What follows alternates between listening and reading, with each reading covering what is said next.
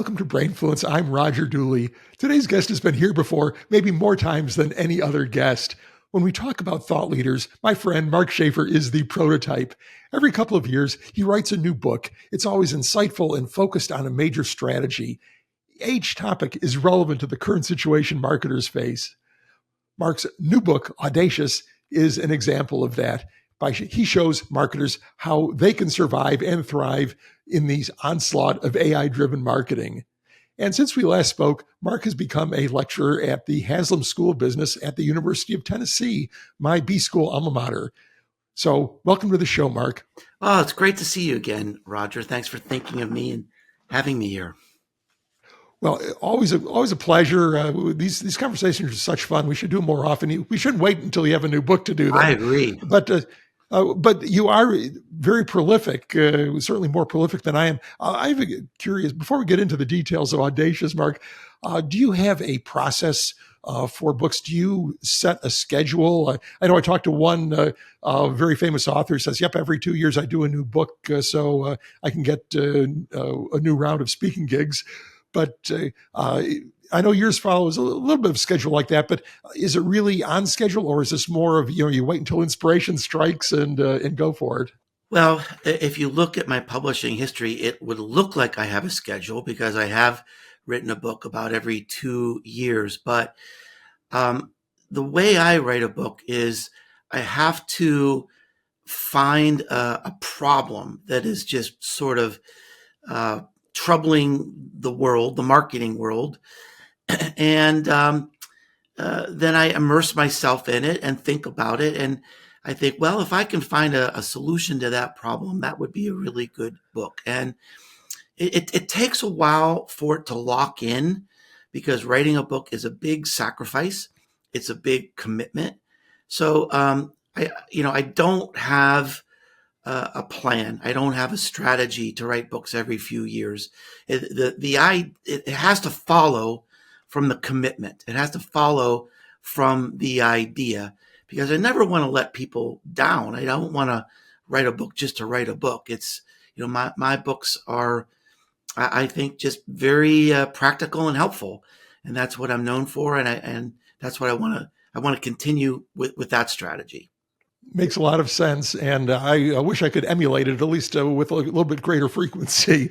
But anyway, Mark, AI is to some degree is the enemy here in the book, and certainly there, if years ago we talked about the explosion of content and how there was so much bad content being created, and of course now AI has just amplified that even more, but AI can still be a very useful tool. I'm curious, if I looked over your shoulder on a typical day, Mark, how would I see you using AI?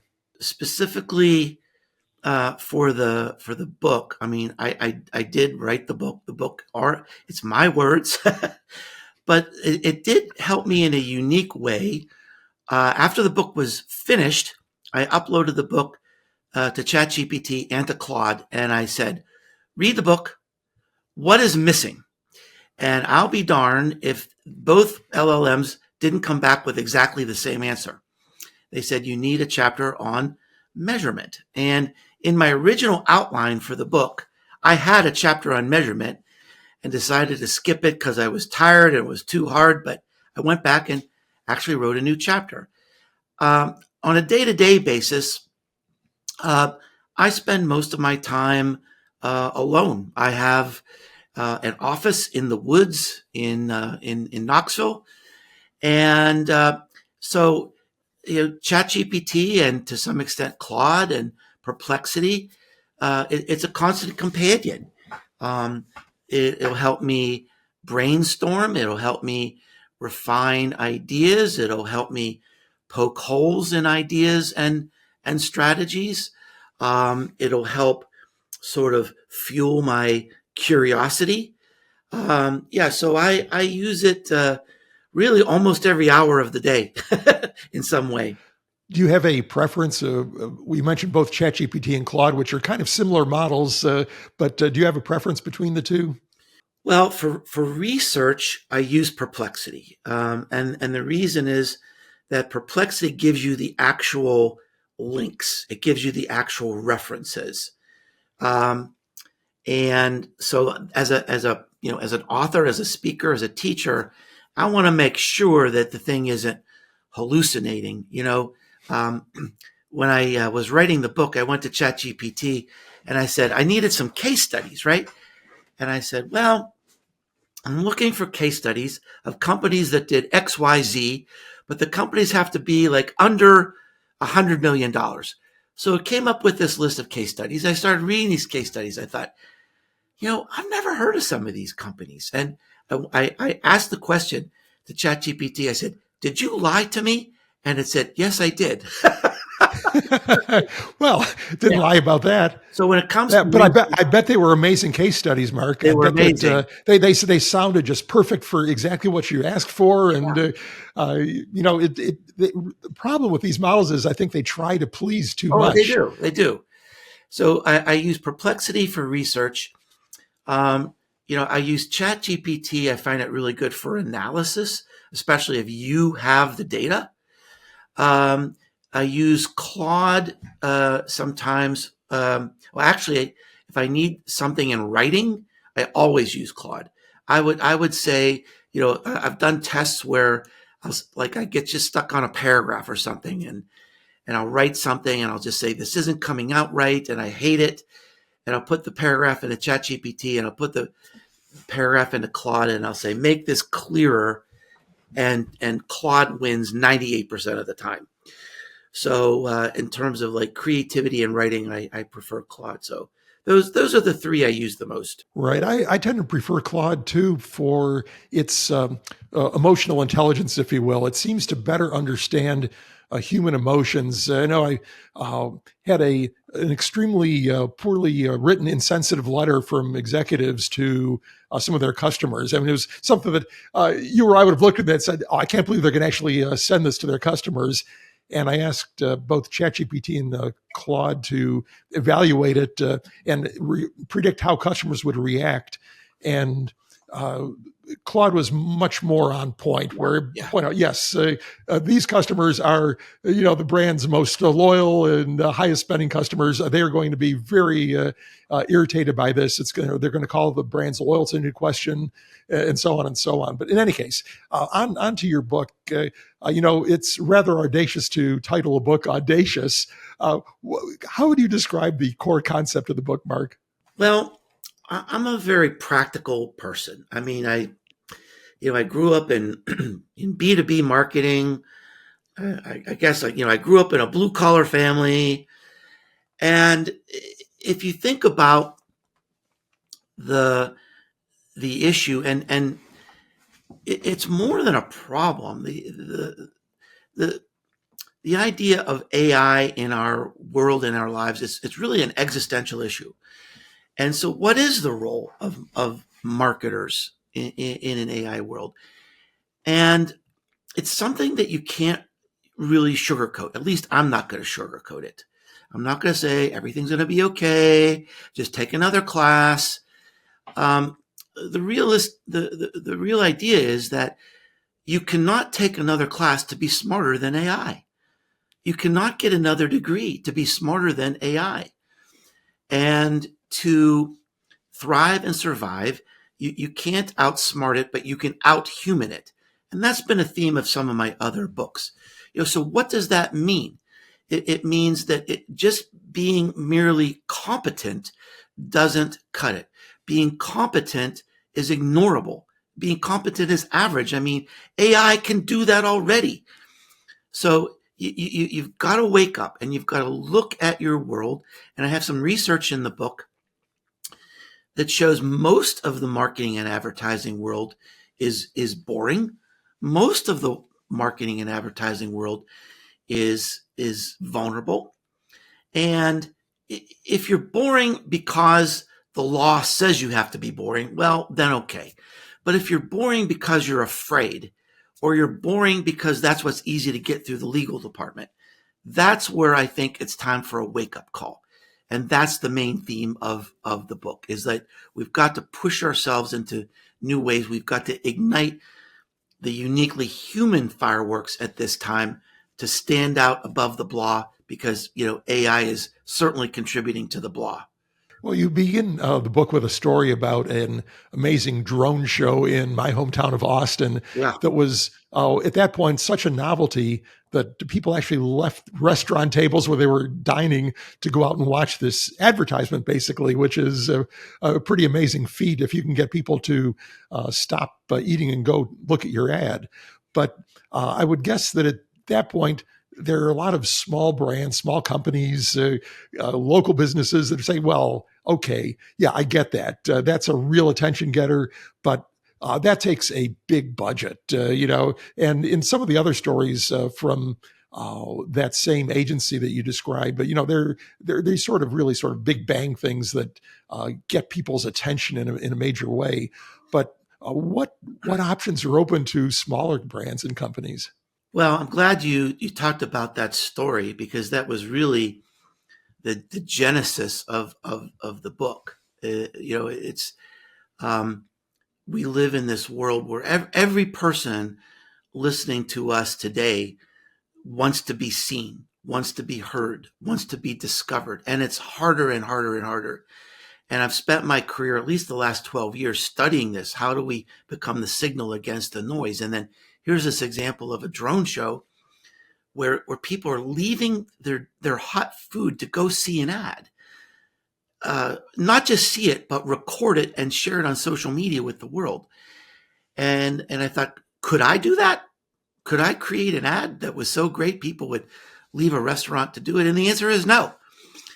So I started to think about, well, is there a lesson here? Is there something, is there a scalable process that any business could use? And that's where I came up with this framework for the book. Of course, I spent time with Giant Spoon, but I spent time with dozens of other people who are among the creative geniuses of the world. And what I found that they were doing is that they were disrupting the story, they were disrupting where the story is told, or they were disrupting the storyteller.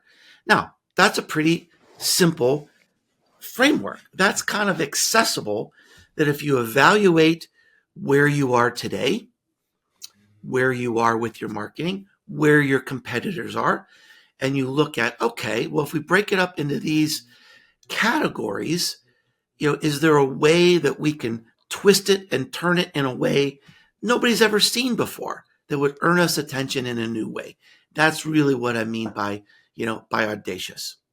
One of the things that you recommend there are a lot of suggestions, but is creating either a place or something that can be easily shared by people on social media, people who may not even be your customers, but where people see this thing and they say, oh, hey, wow, that's really cool. Let me take a picture of it or let me do a selfie with it or something. What are some examples that you can think of either from the book or elsewhere that, even because that's something that any size brand could do. Do you have any Yeah. examples, Mark? Oh, there's so many, and I think that's one of the interesting things that unifies a lot of these ideas is that it's not a stunt. It's a system, right? It's a well thought out system of of connecting with people and then making it easy to share the content. But so let me give you two, one from the book and one not from the book. Um, a couple of years ago, I walked into this barbecue restaurant in Virginia, and it wasn't a very big restaurant, but right in the middle of the restaurant was a 15-foot fiberglass pig in a tie-dye T-shirt. So I asked the owner. I said, "Well, what's the story with the pig?" He said, "That is my entire marketing program." He said, "I spent $1,500 on that fiberglass pig, and everybody who comes in the restaurant loves to take a picture with the pig." Now, he has to deliver great food, great service at a reasonable price. They have to have clean restrooms and safe parking. If you deliver the goods, then the pig is a prompt to remind people to talk about this with their friends. And that is the best kind of marketing you could have because it's completely disconnected from AI. It's authentic, it's human, and that's what people believe. Now, with the book, So I'm pretty proud of the cover of the book. The cover of the book is a QR code, and so I was really challenged. The book is called Audacious, so damn it, I better have a book that's audacious. And I don't consider myself the most audacious person in the world, but I needed to come up with something that would make people want to talk about the book itself. So the cover of the book is entirely a QR code. And if you hold up your smartphone to the QR code, it activates this augmented reality experience. We fed the book into AI, and then we fed some samples of art into AI to say, do it like this.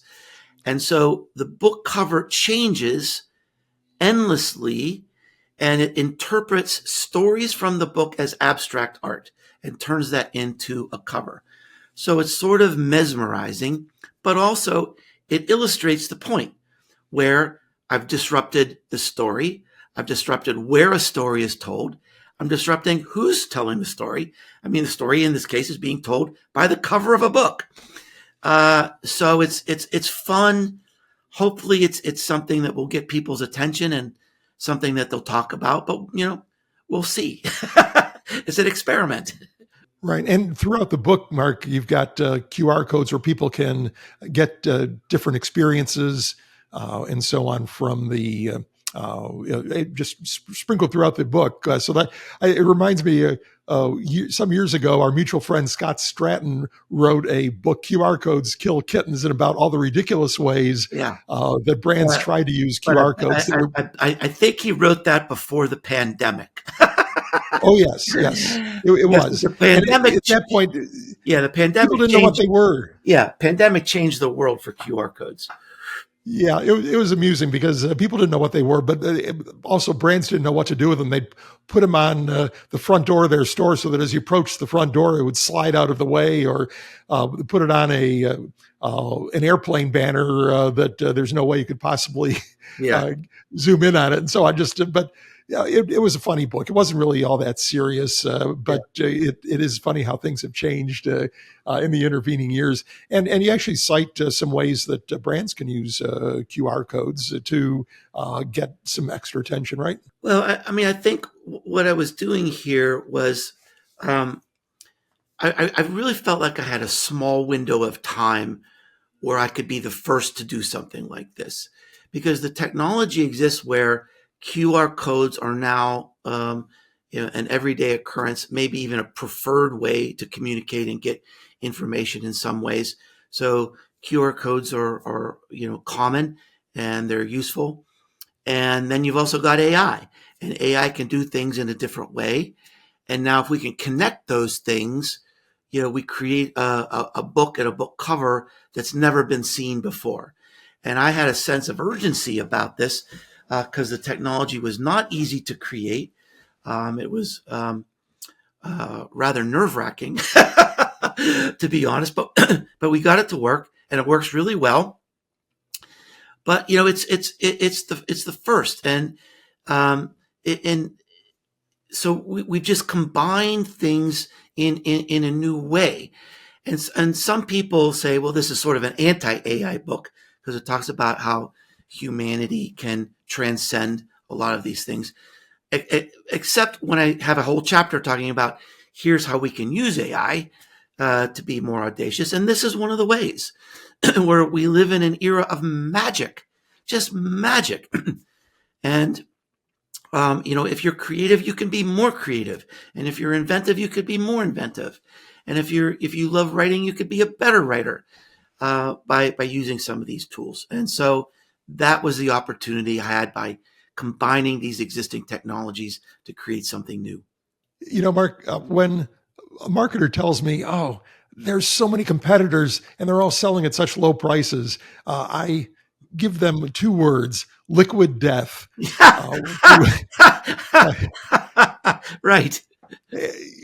You include the liquid death story in your book. Well, I'll let you explain how they managed to survive in what you might say is a fairly crowded marketplace. one of the first lessons I learned in business school was never associate your brand with death. And here we have the fastest growing beverage in America, liquid death, and it's a great example of some of the principles of the book around Audacious. And they looked at what is the story of water. Water is about, it's boring. It's just boring. Everything is in a clear bottle. Everything is, wholesome, and it's bland, and there's no story. There's no real point of differentiation. Everybody has a name like Rainbow Springs or something. So they said, well, what if we started with wrong? What would be the most wrong thing we could do? Well, they call it death, liquid death. Their mascot is this character called Murder Man that wields this axe and decapitates people. I encourage you to go onto YouTube and look at some of their advertisements, which they're not G rated. They're probably not even PG rated. They're just really out there. And what they're doing is they're leveraging this idea of anxiety. So one of my favorite books, and I know you love this book too, is Contagious by Jonah Berger. And Jonah talks about one of the key ideas to creating something that's viral is creating an intense emotional connection, something like happiness, something like awe, or it could be something like anxiety and fear. Well, as marketers, we completely ignore the anxiety and fear part. And we live most of our lives as marketers in Vanilla Valley, boring, boring, boring.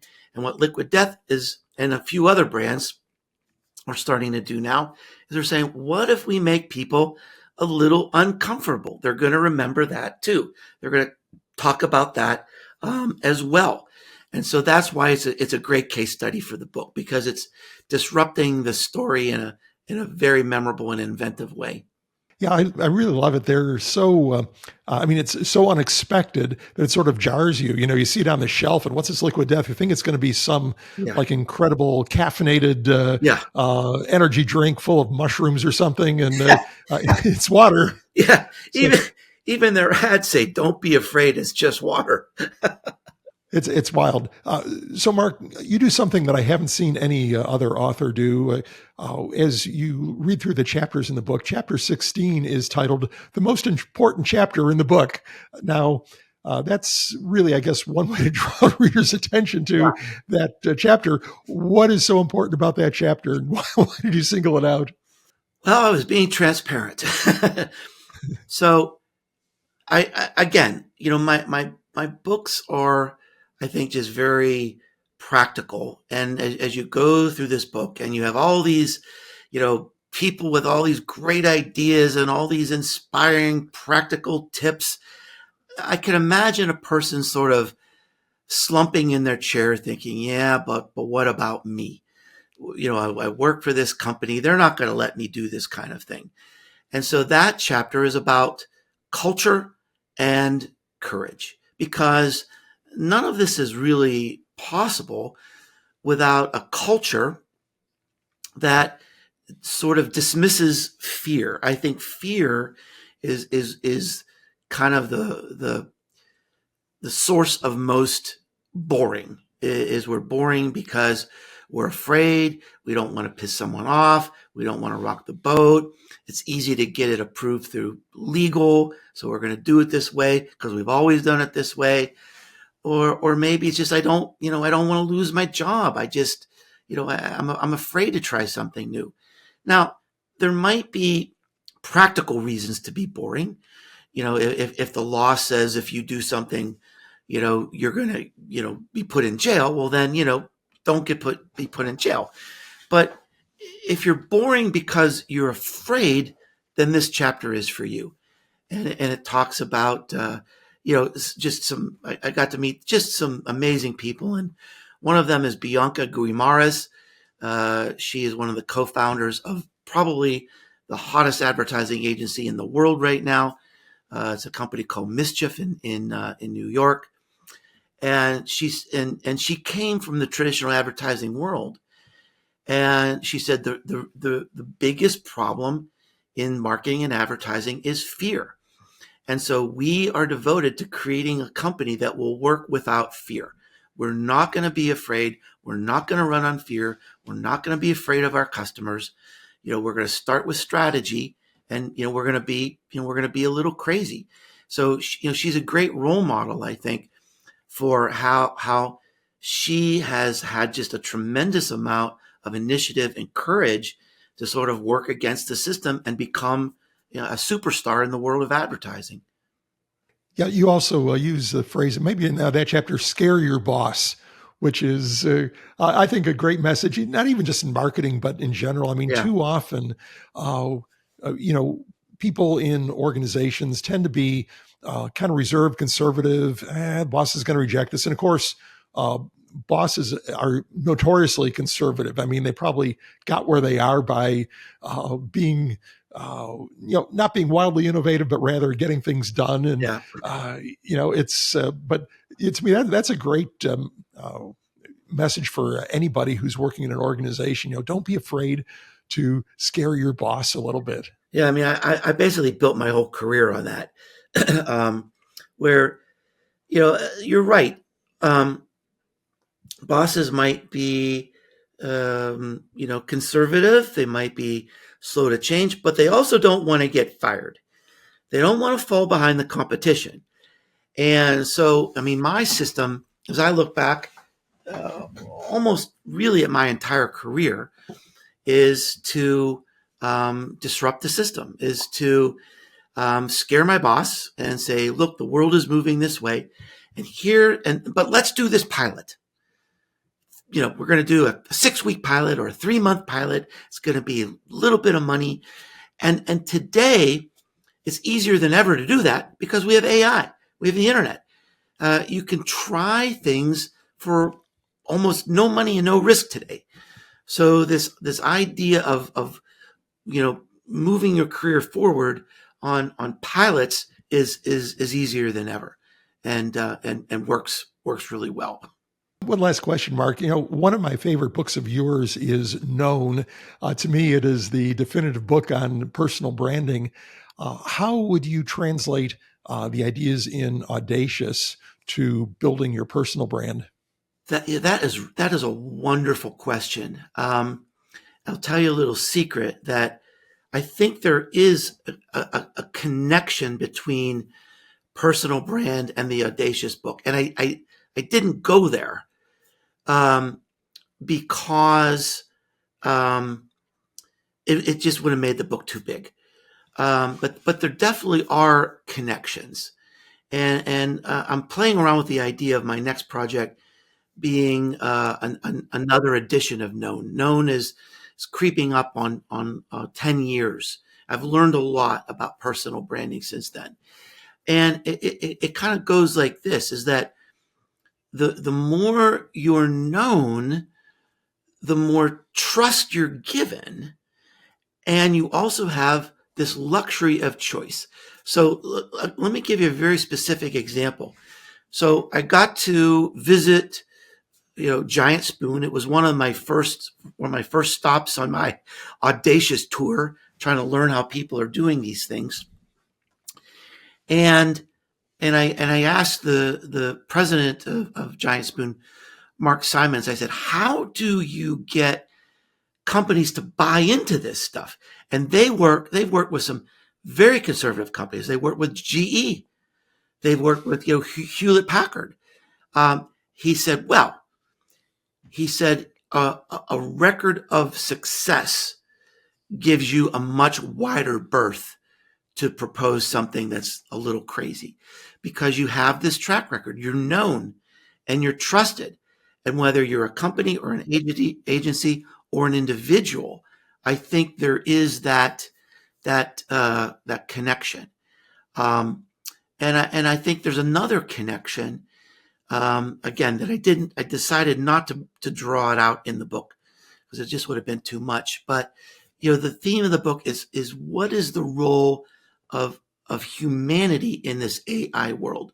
And another role is the personal brand, because we're still going to we're going to need a person to turn to.